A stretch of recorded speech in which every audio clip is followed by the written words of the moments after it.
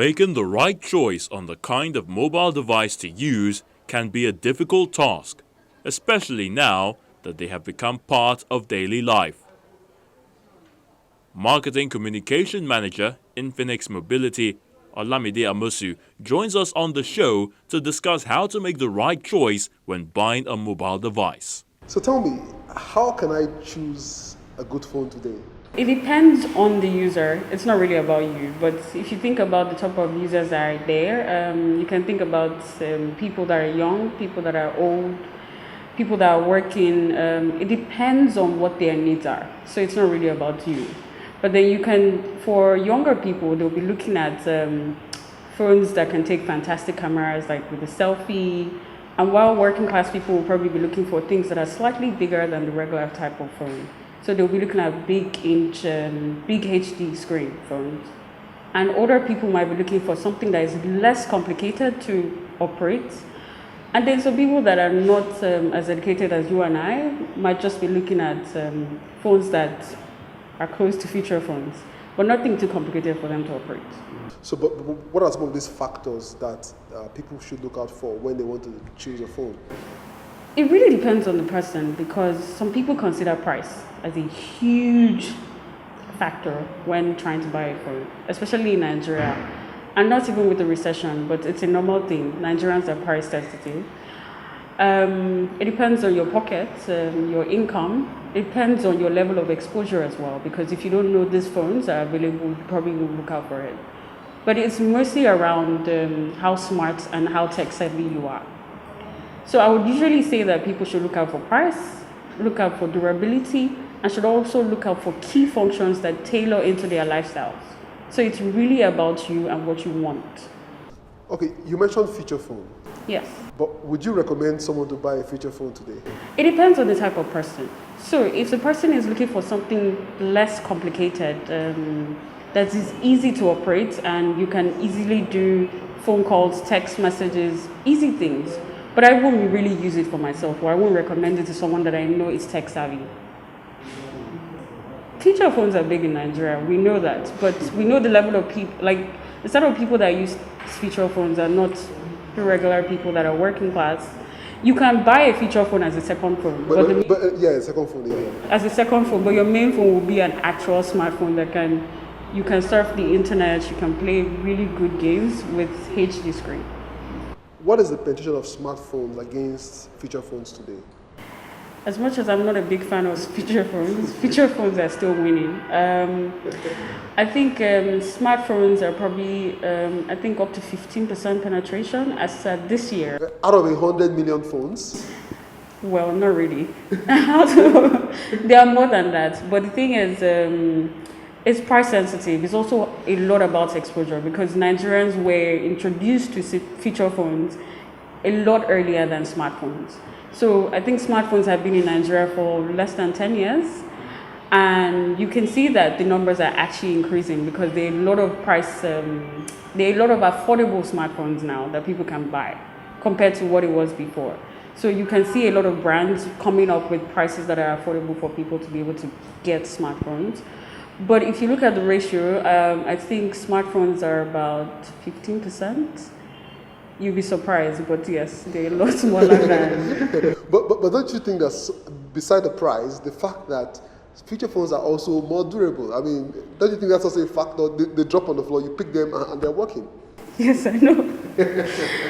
But it's durable, but then smartphones are also durable as well. Because if you think about what you want to use it for, if you want a phone that is not up to the up-to-date technology, then you can go for feature phones.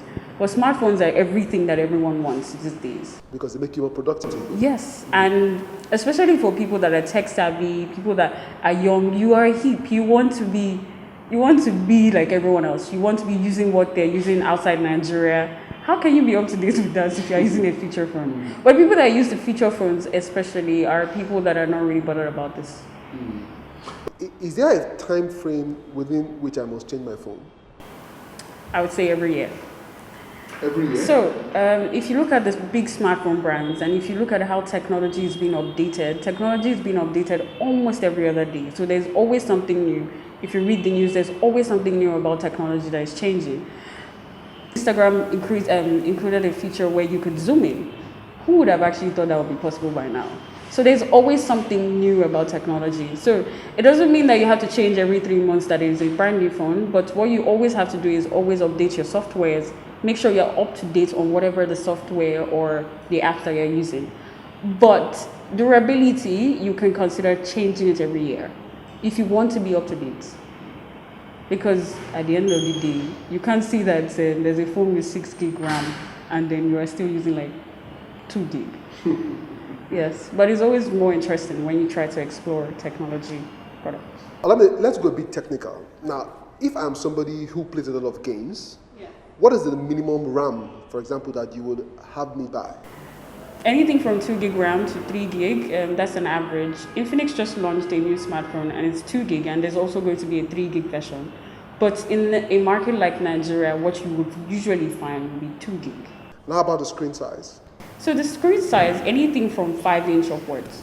5-inch upwards. 5-inch upwards. But it depends, because if you really like, if you were a TV person and you prefer a bigger screen, yes, you would go for something from 5 to 6. But the average person doesn't really like phones that are too bulky. Ladies, for example, I think they say that even 5 inches is even big for them. Not really. It depends on your type of person. I like big screens. You like big screens? Yes, and I prefer to have multiple screens, and I have 3 smartphones. Yes, I prefer to have. So the average geeky lady, eh? Yes, the average geeky doesn't mind. She doesn't mind that. But a lot of people, a lot of ladies actually, it's more ladylike to have something small because it fits into your bag. But it's pretty much tailored to each person. So there's no general perception on how it can work. In recent times, battery life is becoming a bigger challenge and creating unwanted obstacles as a result of more transfers of data to mobile devices. In choosing a smartphone, battery life is definitely a factor. How would one make a good decision in this regards? Okay, since we're in Nigeria and we have a lot of issues with electricity, we don't have 24 hours power supply, it's very important because I've also gotten a lot of feedback from customers as well as users. And as a person, it's very important to me. I think what's important for people is to look out for phones from 3000 mAh that can last for at least 15 hours upwards. And there's also phones that can last for 2 days when you charge very fast actually.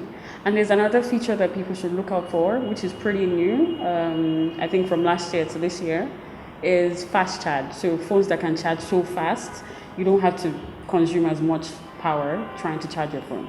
So there's one, that's the battery, and you should be looking at from 3000 upwards to 5000 mAh. Those phones are available, trust me.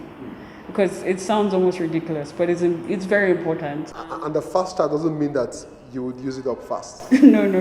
It just means that the phone is going to charge faster than your average phone is going to charge. And the battery will work normal. Yes. So if your phone takes 3 hours to charge fully, fast charge just makes it charge at least an hour or an hour 30 minutes faster than the average phone will charge. So this gives you more time because if you are always up and about, you can always see yourself doing this easily. You can charge your phone and bam, you're on the road. So what do you have to say about skeptics of technologies like this fast charge that you mentioned?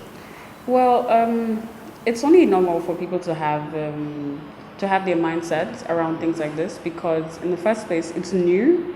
And you should know that with every innovation that is new, it takes time to adapt to it and to understand it and also to be able to communicate well to people. Fast charge is very innovative and it's very good for people. So people need to understand how it works and how it stands to benefit them.